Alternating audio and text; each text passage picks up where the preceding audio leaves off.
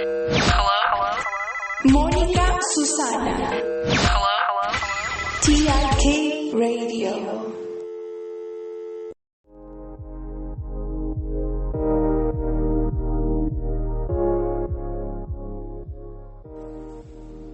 At TIK Radio, we prioritize your mental well-being. Remember, it is important to take care of yourself. Visit www.betterhelp.com/TIK Radio for a 10% discount on your first month of therapy. Start your journey to a healthier, happier you today.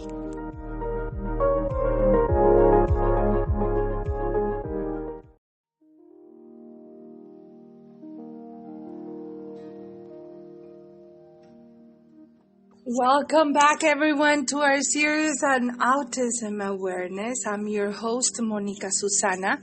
And last time we delved into the importance of diagnosis and acceptance with the diverse spectrum of autism.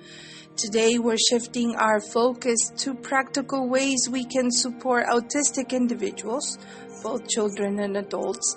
In the autism spectrum disorder, ASD presents unique challenges and strengths affecting social interactions, communications, and behaviors. Our aim today is to explore strategies that promote inclusivity and support the different settings. We're very to have Dr. Ira with us, whose expertise in autism and developmental disabilities will provide valuable insights. Dr. Ira, for those new to our platform, could you please share a little bit about your background and experience in supporting autistic individuals? Sure. Thanks a lot. And nice to be talking to you. I've been doing this for a really long time, working in the field of autism and behavioral intervention for now about almost 40 years. So that's most of my life, actually. And it's been very exciting, and it's been a tremendously meaningful existence. I'm a psychologist and founder of one of the largest agencies in the United States to provide behavioral intervention to children with autism, and currently working as a co-founder with my partner Sharon Vinicio in Hyperion Behavioral Health Center in California. And that's, when you get to be as old as I am, you can keep going, and I could be talking for too long about this. So let's move on. That's beautiful. Thank you, Doctor. I'm so honored to have you here. It's always a pleasure, and I know there's so much you're doing for so many children. I admire you, and that's one of the things. It's a pleasure to have you here. And now that we established the importance of understanding and accepting autism, Dr. Ira, let's delve into the practical strategies for supporting autistic children and adults. And based on your expertise or in applied behavior analysis consultation, is there an advice that you will give to families seeking to advocate effectively for their children with autism and developmental disabilities? Well, I think a lot of advocacy depends on where you live and what's available for you and what kind of resources you have. Unfortunately, we're not living in a world, there's an old saying that you can tell a lot about a country and about a government based on how they treat the people with any kind of developmental disability. And so it's done differently, as you know, all throughout the world. And I know this podcast goes around the world. So a lot of it depends on what's available in your area. And sometimes it's just a matter of knowing what your child needs and doing everything in your power as an adult to get those needs met.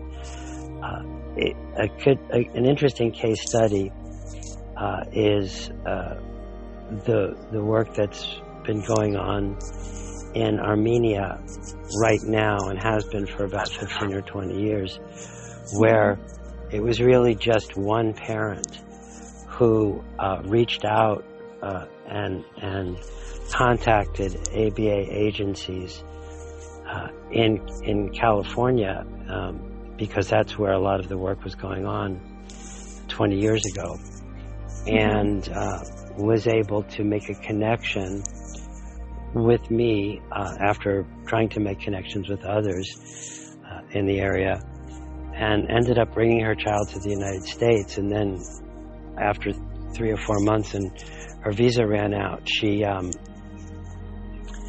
took her child back to Armenia. She had to, and asked if I would come, and I went and I visited there, and then saw that really there was nothing available, virtually nothing available in that small country.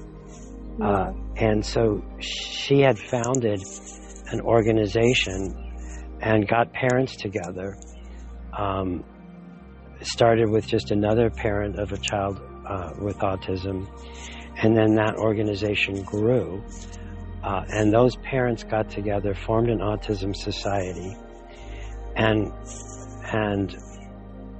lobbied the government in Armenia year after year, sort of sitting on the doorsteps of the ministers of education, the ministers of health, in order to try to rewrite the laws in their country to provide services to children who need them. And through tremendous persistence and getting to know legislators and doing sort of whatever you can do and whatever you need to do to bring services to your country is what parents unfortunately have to do. We're not living in a world realistically, unfortunately, where we're really taking good care of our kids in need. I think it's also something that depends too on the background, the cultural background. It's you're surrounded, not necessarily, the country, yes, but it's also if you are if you are an immigrant like me, I came to United States, and for me, in order to adapt to United States, it took me, a certain transition and understanding, and it gives you another perspective. So I kind of understand, and I think advocacy starts also at home. How the families can employ this to advocate, like you said, surrounded by what is in your country, or understanding what your child needs, and within not only personal, educational, healthcare, like the healthcare and community settings. It's a lot of work, and I think we have to ensure that our voice is represented as a mom and as a family. And I would like to see, Doctor, if you could share some insights on, the process of being respected in decision making concerning the care and support of our loved ones with autism and developmental disabilities.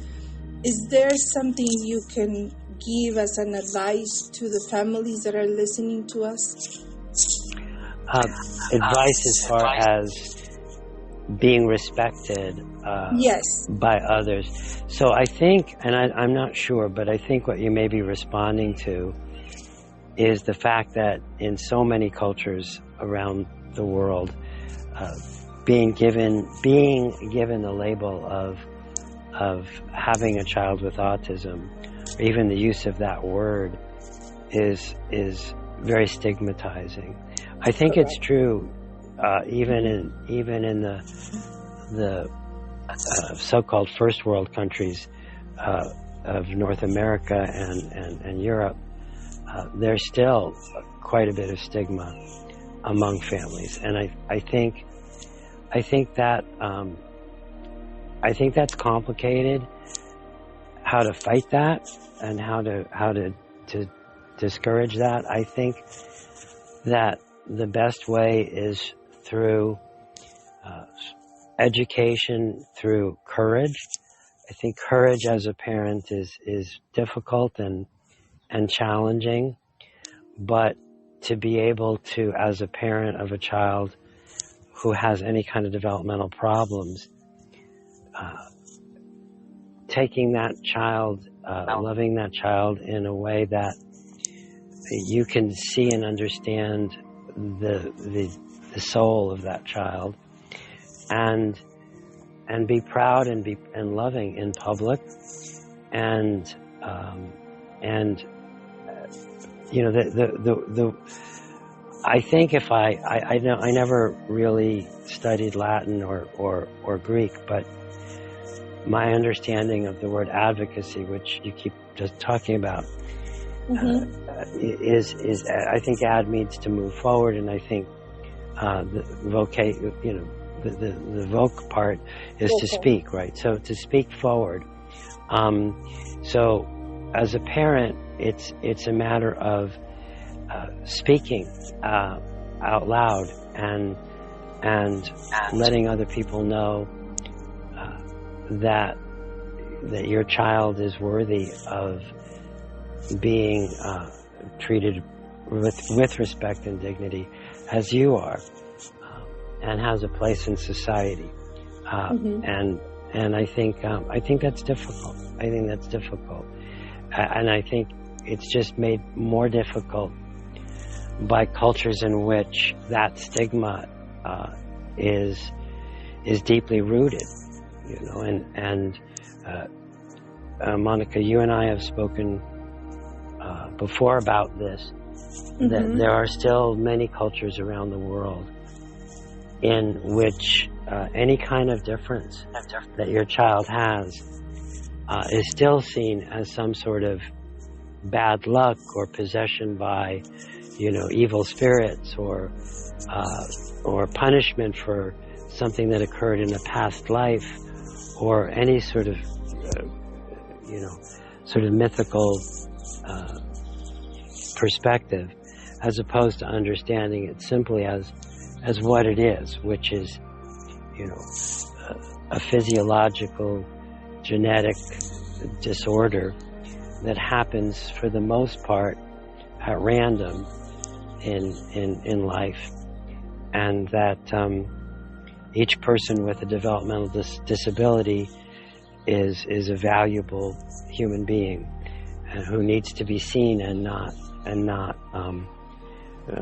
you know, one of the things that was so astounding and one of the reasons why I wanted to work in Armenia was because when I got there, I realized and learned that most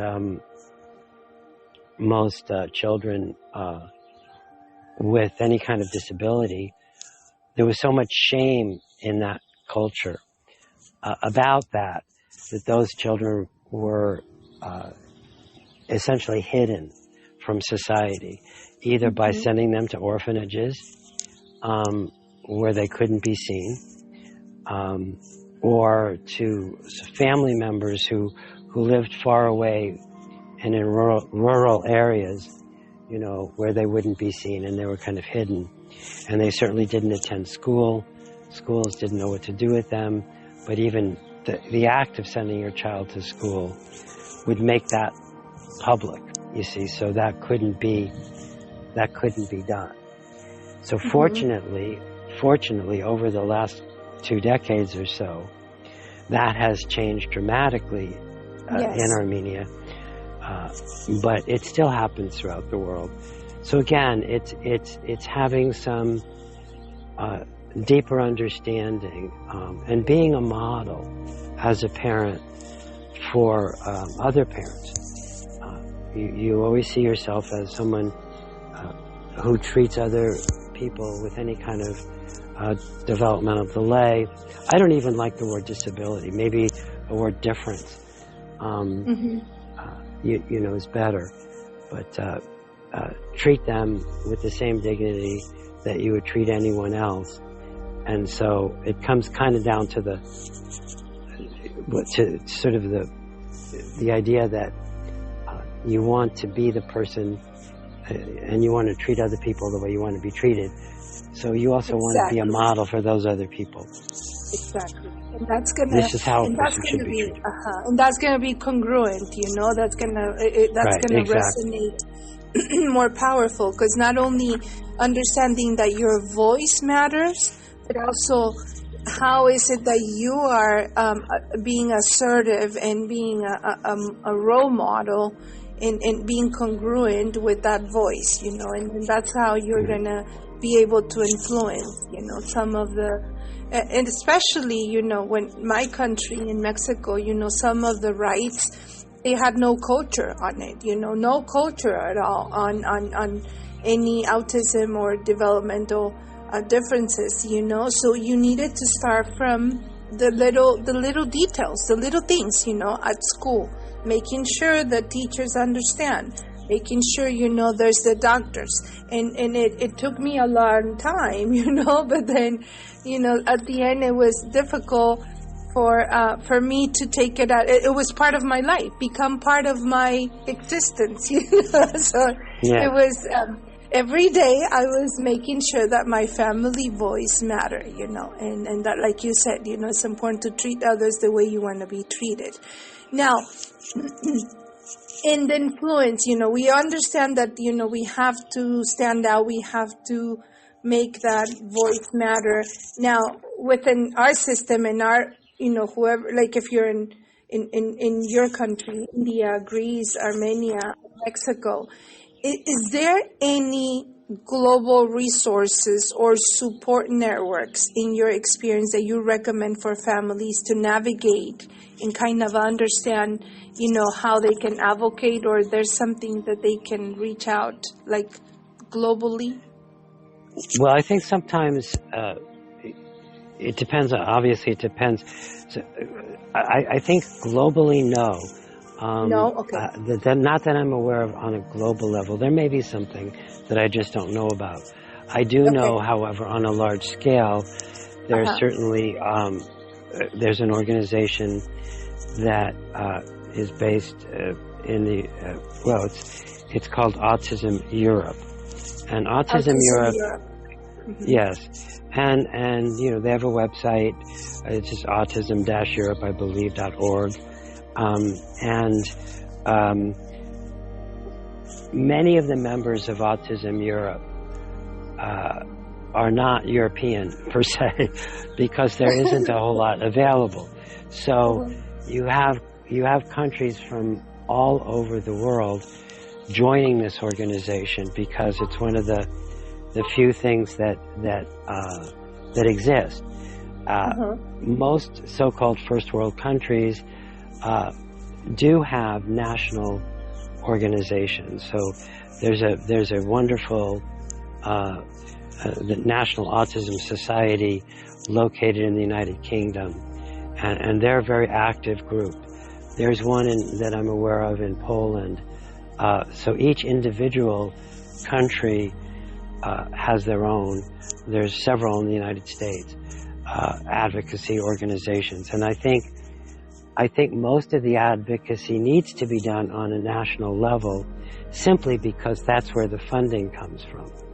Correct. And so you need to bring your children and do whatever you can do with the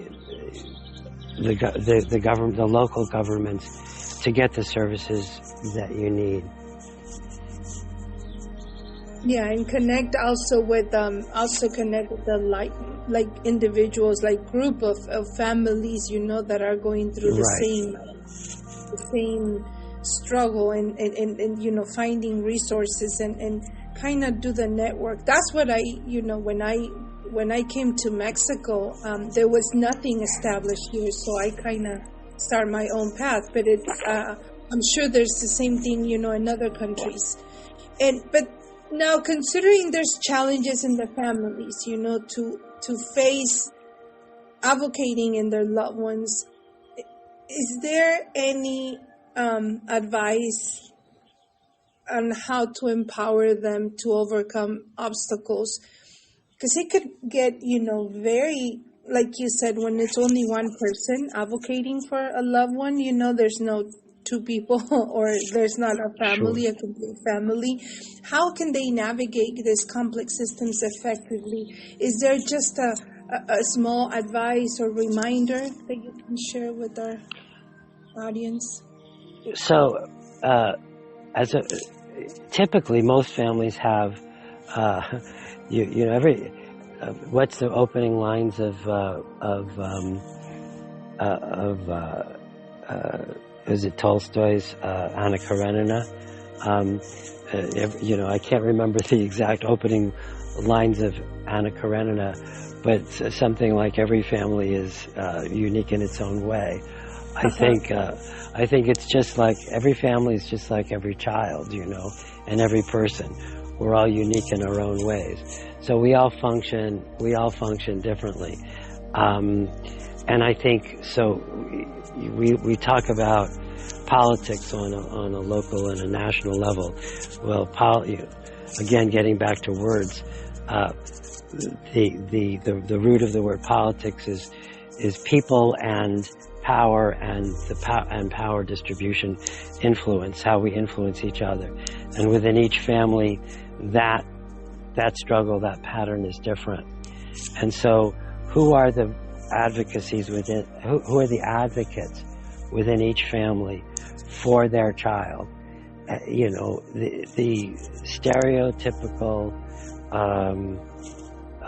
stereotypical traditional Western family, the mother is the voice for their children often, but that's certainly not universal. And whoever is the one who is in the best position to influence the powers that be need to be doing that.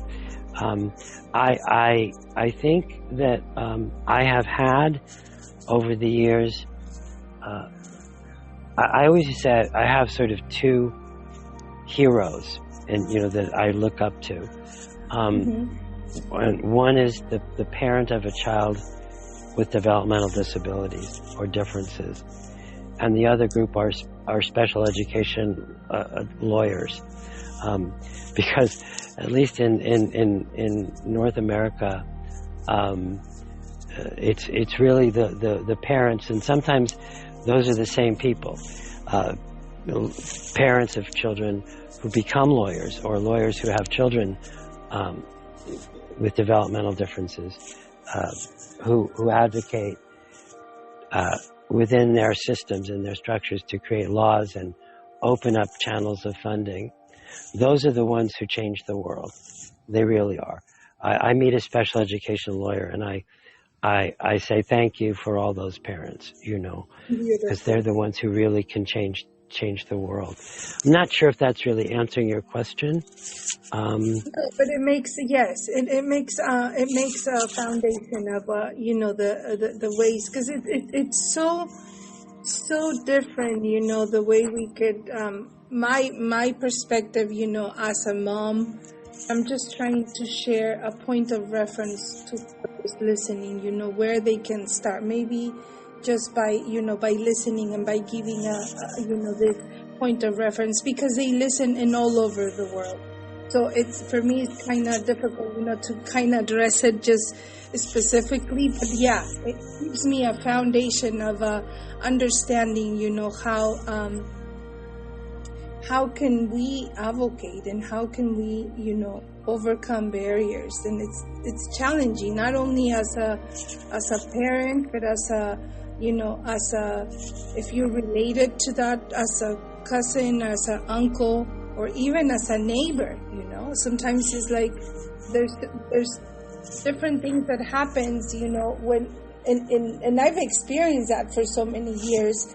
And I said, I can only imagine what people can be feeling or going through if they don't have access to what I have access, Yeah. That's where my heart shrinks in so many ways, and sometimes it's like I said I wish I could do more, but I can only give you a point of reference on how can empower you, how can this TIK radio and Dr. Ira can give you some point of reference. I might not have all the answers. At least I'm trying to cover as much as as maybe you're having doubts, or maybe you're going through a difficult situation at this moment, and then you needed to hear this, and we might not have the special recipe, right? But I think it's making sure that we empower them. And now, looking, let me just go back into what I was having. I made some notes here. I think in your experience, doctor, is there any techniques like families can approach with, at home or within the family, the small circle? How can they start empowering their family? Because sometimes, the grandma or the dad or the cousin, they don't understand. Is there something that you have, a technique that you've seen working with so many families that work, like it works easily? Sure. Again, I think ultimately every family, like I mentioned, has to be approached based on how they function. And so you could even argue that each family is its own culture and has its own approach to things. So a lot of what we say when we think about these things are generalizations. So you could say, so we have to first start there. I would say that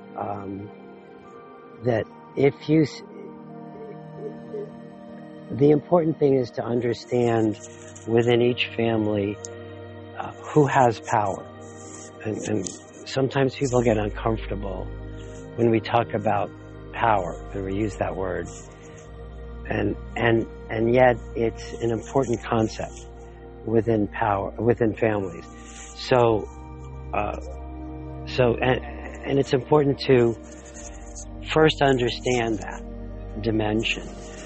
Sometimes the person who appears to have power or who's presented as having power doesn't have power in reality.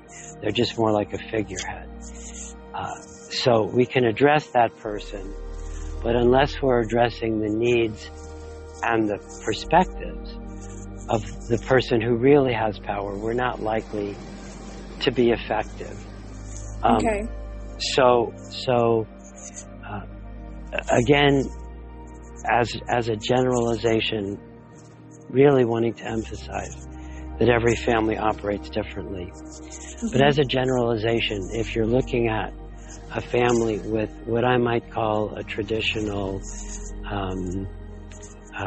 Asian sort of multi-generational organizational structure, it's typically the grandparents. And I'm saying this largely because you mentioned it, Monica, just a second ago, that if you're dealing with a family in which the grandparents are the ones who really hold the power in the family. Perhaps you're working with a child or wanting to work with a child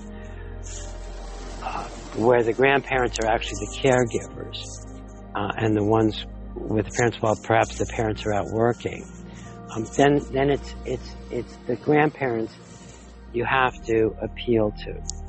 And what's important is that any provider, or even anyone coming from the outside of a family, is going to be looked upon with skepticism. Who are these people, and what do they have to offer? So you have to understand that you're intruding upon a system that's already very strong, very powerful, as an outsider. Now, if you have a family, let's say, where the parents or the grandparents place a lot of trust in a particular kind of healer. Let's say, for example,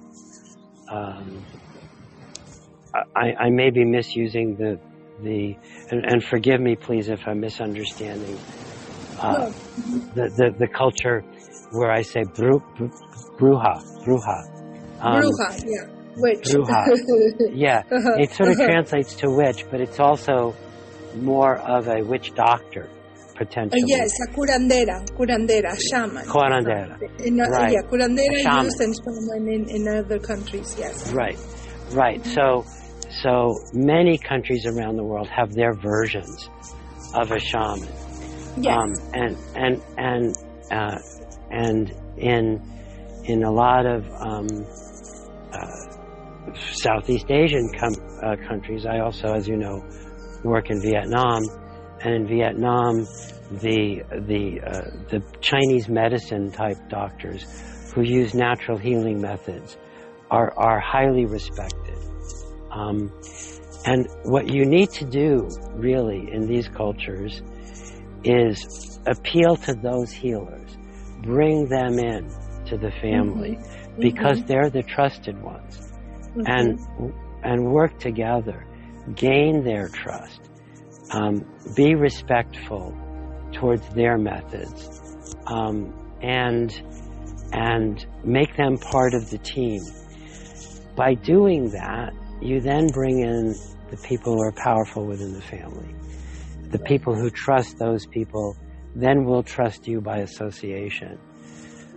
So of course, maybe not of course, but clearly my history has brought me to a place where I'm a big believer in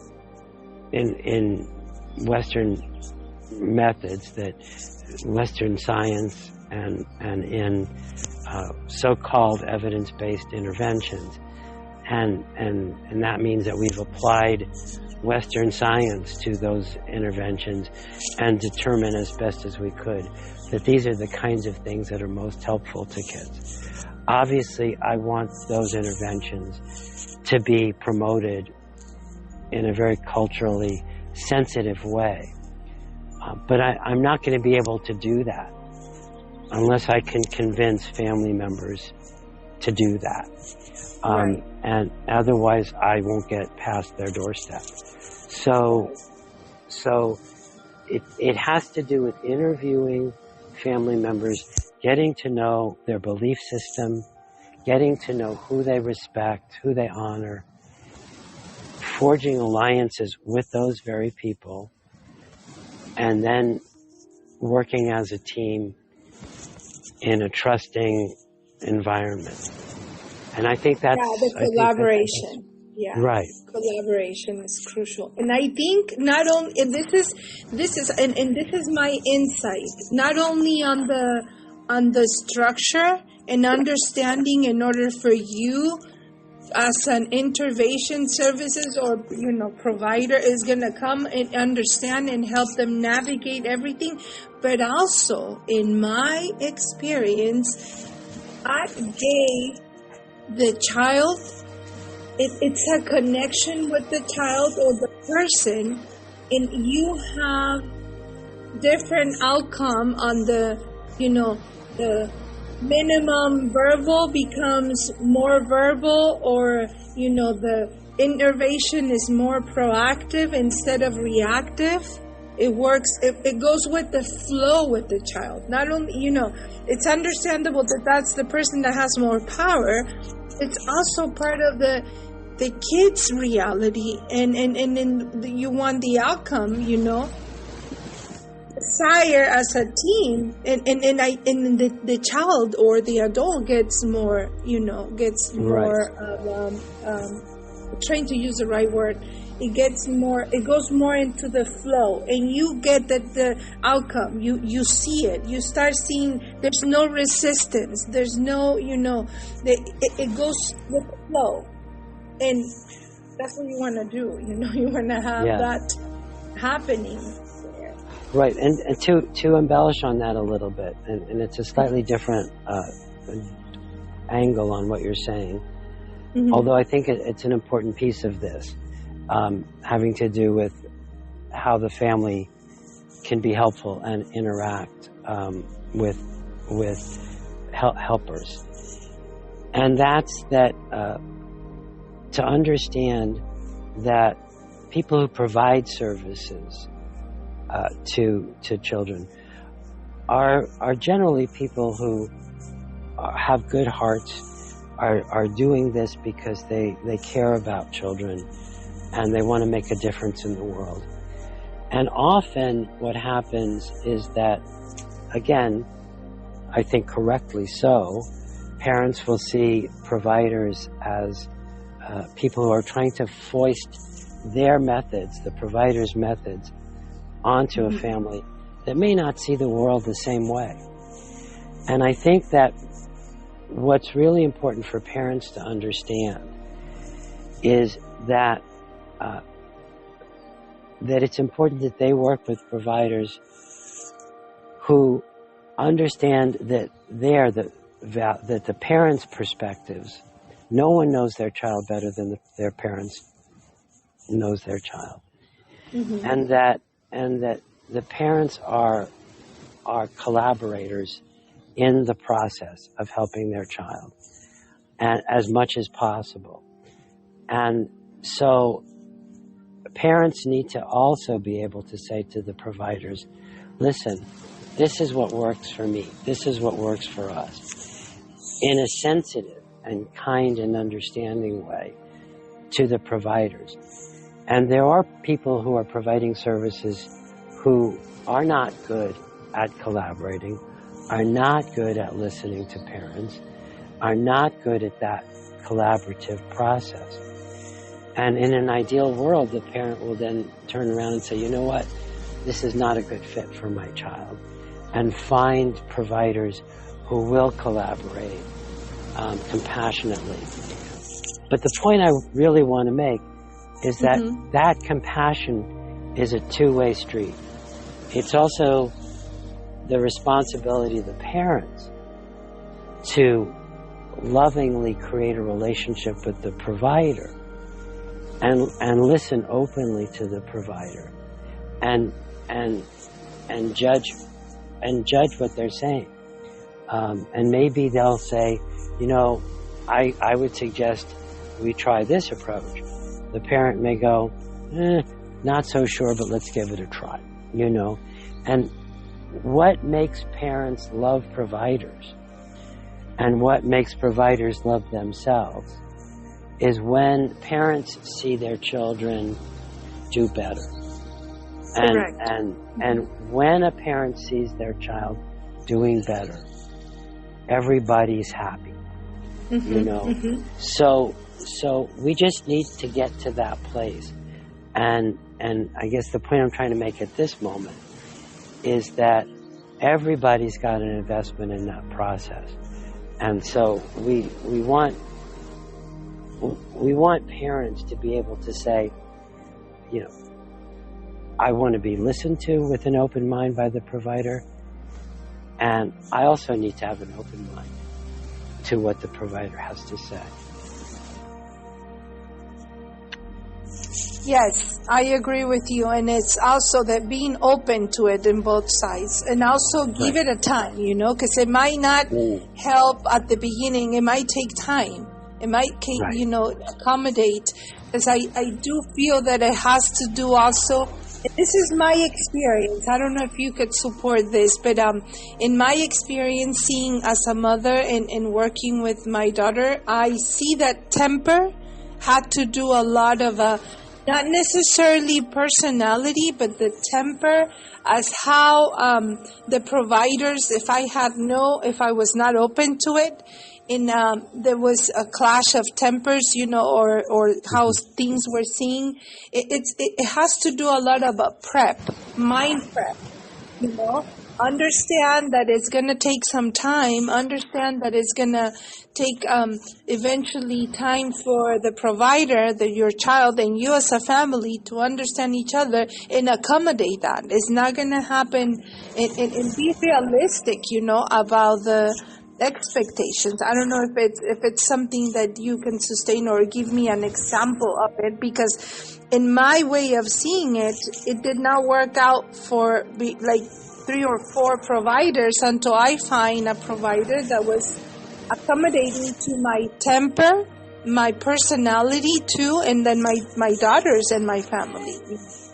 Yeah, I agree completely, and what you're describing is an experience that's common, unfortunately. And I think what's happening, again, it differs around the world, although I think to a large extent this is true everywhere, is that there are not enough providers to meet the needs of the children we have. And so as a result of that, certainly, for example, in the United States, we have many more, parents are desperate often for providers, and there's long waiting lists, and they want their children to get services. So they may not like the provider that they have, but they don't have a lot of options. And that's sad and that's unfortunate. That's not very good. That's not a good situation. That's just the reality we're dealing with right now. But yes, I've always said that one of the most important things that predict how well a child does is the match between the provider and the family. And if you have a good match, that just helps things tremendously. But it's difficult. I know throughout the Latin American world, for example, there's also a situation where there may be an awful lot of people who want to help, but there's not the expertise there. And so we're struggling to find competent providers, people who really know how to do the work that needs to be done. And again, through various methods, the field of applied behavior analysis, through certification, accreditation, that sort of thing, we're trying harder and harder to teach people what needs to be done in order to help kids. But there's still, all throughout the world, a real shortage of competent providers. Yes, and I think not really. Yeah, I think that's something that. But since 2010 and as of today, I think I've seen more providers. 2010 when I started, even in my experience with the what is the name of this? It was an early detection. It was there was a minimum delay that was, my daughter did not qualify because she was delayed probably 30%, and they needed more than 30% delay to qualify for services. So, right. It varies, Now Gotcha. I see that now I see so many services that I wish I had, back then. That it's changing. It's changing. And I think it's also the, how much you're informed and, how much you're in, like, kind of understanding and searching. There's a lot of research that has to be done, in order to get the resources available for you. Doctor, thank you for today's. And lastly, I would like to see if you could share, is there anything that you could share to our audience, if they're beginning an early intervention, or if there any support or anything, any guidance for them if they're looking to empower their, autistic individuals all over the world? Guidance to parents? Is that? Yeah, what you're guidance, asking? like if there's if they're gonna begin, like if they're looking for anything, where to start. They start, they could start, or encourage them to navigate, the process of it.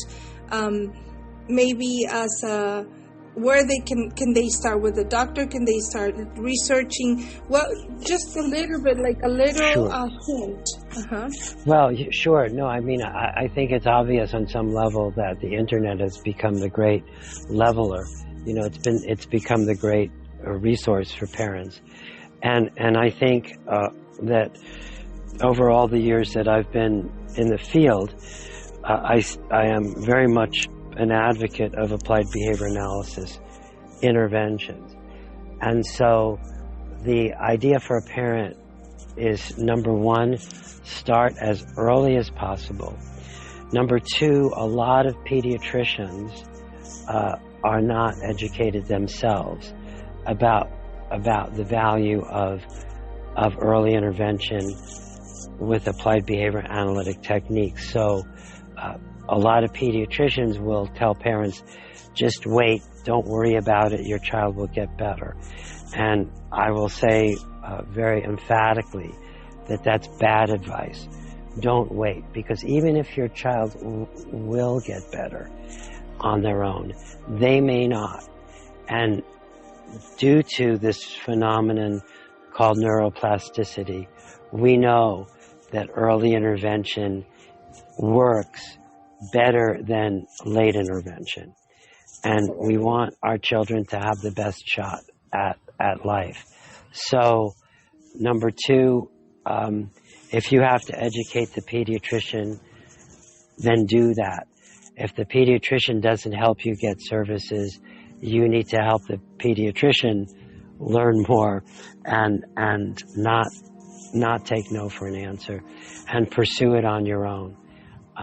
So again, by any means necessary, advocate for your child, explore every nook and cranny you can to find applied behavior analytic services that you can wherever you are, and don't stop and keep going, and your child is your life's mission, and take care of yourself in the process as well, because as a parent, Monica, you know that it can be overwhelming, and it can take over your life, and it can become very stressful.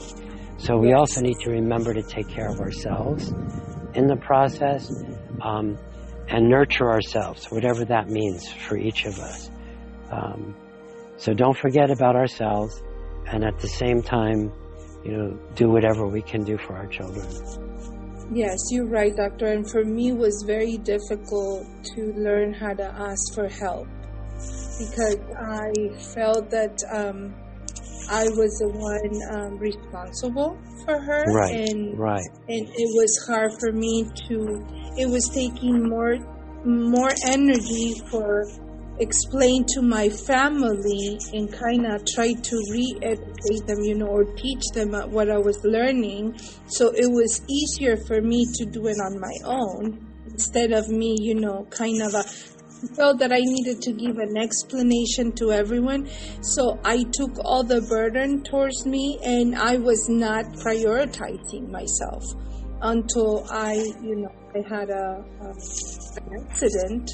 I fell down the stairs, and sorry. And then I got discovered that I needed to go to the hospital, and I went into the hospital, and they discovered that I had, and then I got a tumor, and then everything changed, and that gave me the point of reference. And I said, don't wait until the last minute. Don't wait until, it's easy. It's hard to ask for help, but it's okay to ask. It's okay. Amen. To ask. Yeah, it's okay to ask. Can you help me? Can you guide me? I don't know. I might not know the answer. I'm doing my best, but is there something you could help me? And then that's when I started understanding, the importance of not only prioritizing my mental health, but also learning how to receive from others, because we're taking it all in, especially whoever has the power in the family. In this case, it was me, the one that had the power here. But it was difficult for me to, receive. And now it's a different perspective. And then the beautiful thing about that, doctor, is that as soon as that happened, everything changed in her, even in the diagnosis, and even in the behaviors that we're trying to eradicate and have no behaviors stay there, kind of remove the behaviors, and everything shift. It's so powerful, the energy that being the powerful person in the family that you have towards your child. Also, if you don't take care of yourself, that's the same power you have within your children. So it's a matter of understanding how it could be a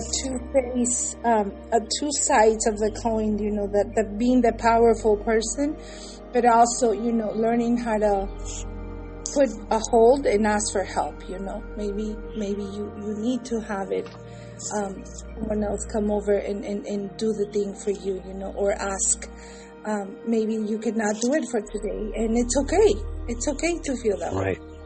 That's right. So, shame is our enemy here. We want to abolish shame from our own personalities as best as we can. Guilt does not help either.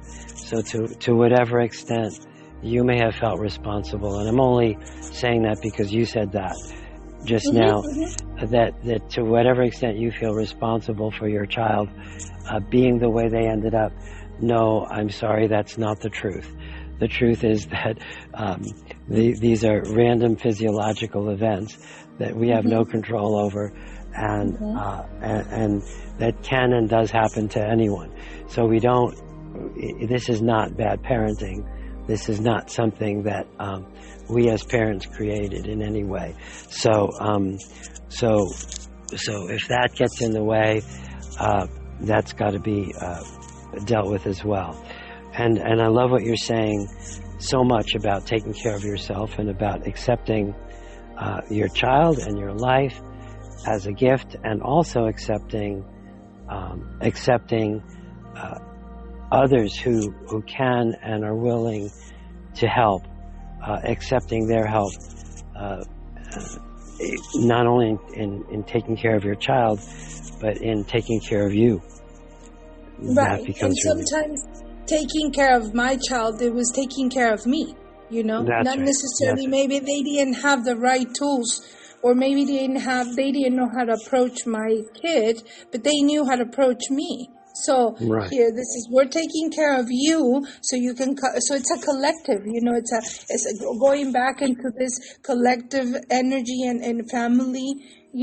I'm taking care of you, so you can take care of your kid and your kid. And it ends up being, as we talk about it, the empowerment of a family. Standing for and advocating for who is receiving all this love and this reinforcement and positive attitude? The child or the autistic individual that you're supporting, right? So you got it. You might not see those hidden messages, doctor, because you might think that, cooking for you a soup, yes, cooking a soup for you that is going to give you nurture and give you good benefits, and then we have to start looking at the small things too, and sometimes I think stress. For me, stress was one of the biggest things. I could not think clearly. I was just worried about, what she's going to eat, what she's going to do. And then one day I realized, I said, no, I have just to go with the flow, understand that just for today, doctor, I was going just for today. Tomorrow I will worry about tomorrow, But I love that, yes. Yeah. Sometimes you have you cannot do so much in one day. It's only 16 hours. That's right. No, I so deeply appreciate that, what you're saying, and agree, and couldn't agree more. I think, again, when we look at the things that create our own suffering as individuals, it's often this focus that we have on the future. What's the future going to bring? What's tomorrow going to be like? What's a year from now going to look like? It's either a focus on the future that gets us in trouble and creates our suffering, or too much focus on the past doesn't help either. So it really comes down to what you're saying. What do I need to do now? What do I need to do, for myself, for my child? How can I take care of myself or my child today in this moment and get the most out of this life that we have in the moment? And then, I think it's, as humans, we have that tendency, in our normal life. Now, put it into perspective, having a child, and you're having all this diagnosis and acceptance in between. It's right. It's a double work. Yes, you need to make sure you have the right filter for every single thing, right? And on top of that, the expectations that society and family and everything have. So it's a lot of work, but you just have to be realistic of what you can handle just for today and be kind to yourself and tell your kid, eventually, like you said, it's going to be a collective effort, and then we're going to have that power on the family and be able to understand and be open. That's, if you're going through a difficult stage and then you get to meet the provider and you're not open, forget it. You're not going to click. And you need to make sure you're open to that provider. Open to be receptive, not only generator, but receptive. And you know what worked for me, doctor? It was very interesting because I was reading Castañeda, and Castañeda had a saying of, it might be my last 5 hours, So that's right. I started living like that since 2010, and it's been now 14 years. I just want to share. I want to share with you the coincidence of that because I read Castañeda in college, and I had Castañeda's image of, I think it was a crow or a blackbird that was sort of hovering right over his shoulder, right behind him at all times. And I couldn't get that image out of my mind. And I always felt that this crow, which obviously symbolized death, was always right there, right, over my shoulder. And it was a reminder. It was really a reminder that life is about living in this moment, because that crow is always hovering over our shoulder, just behind us. Exactly. And now I think it's been enhanced more. Like, I was feeling it back then, but I think now it's more of from 5 hours, I might get into 3 hours, seeing how rapid it's like growing everything. And the society that is immediate response, and then we're living in a very fast-paced society. I'm like, no, this has to be, I'm looking at it, and I'm looking, I'm like, no, I just have to minimize, I'm just purifying and making sure that I'm not getting polluted by, there's certain things that makes pollution because I'm still a provider, I'm still, my daughter's 14 years old, and and we're working on different stages now. We're working on different things, and I just have to remind myself, it's okay, just for today, you can always ask for help, and this is how you do things, but and that's, I think that will work all over the world. That will be something that will work all over the world. That's right. Thank you, Doctor. I want to thank our heartfelt gratitude to Dr. Ira for sharing his expertise and insight with us. Thank you, Doctor. Your guidance always is a light, and it's on the importance of advocacy and the importance of autism and the environment for autistic children or individuals. Thank you to our audience for joining us today. We encourage you to continue the conversation, and we would like if you could share your experiences and spread awareness about autism in your communities. Remember that together we're going to work hard, and we're going to create a more inclusive and supportive society for all. Thank you, Doctor, for being here today. Thank you, Monica. It was a real honor. Thank you. Have a beautiful day.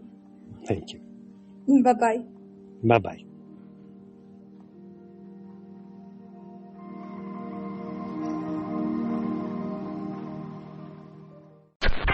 Bye-bye. And until the next live, TIK Radio.